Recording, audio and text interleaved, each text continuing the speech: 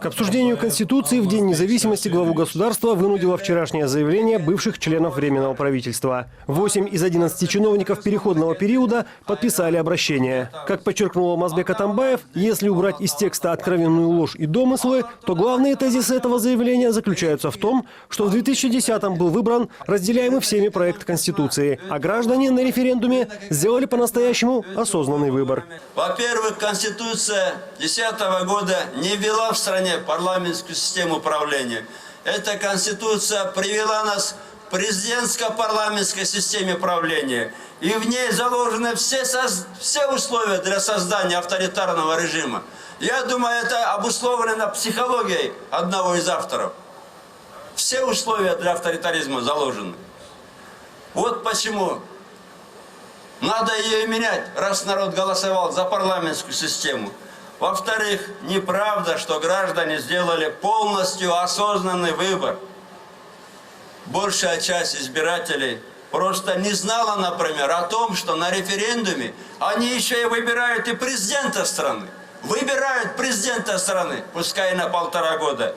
Ни в одном избирательном бюллетене не было не то что фамилии кандидатов в президенты, не было даже намека, что идут выборы президента страны.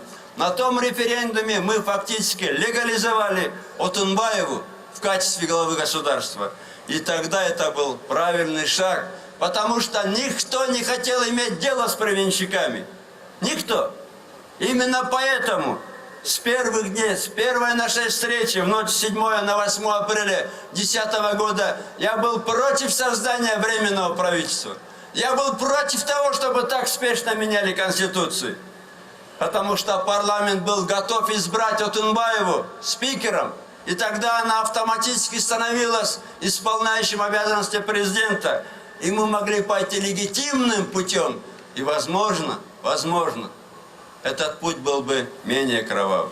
Президент отметил, что по-человечески понимает страх членов Временного правительства и Атумбаевой. По мнению президента, они ждали для себя особых условий, поблажек и льгот. Однако глава государства заверил, что даже членам семьи не будет идти на уступки, не говоря уже о членах Временного правительства. И каждый должен отвечать за свои поступки.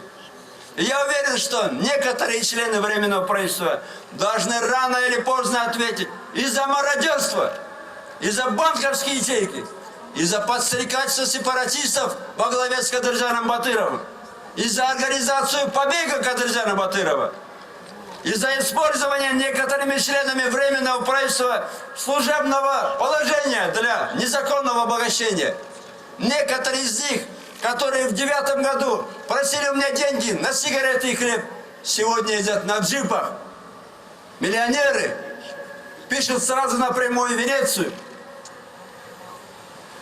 Да, пока мы не имеем на руках прямых доказательств, прежние руководители силовых структур зачистили все следы, особенно следы мародерства.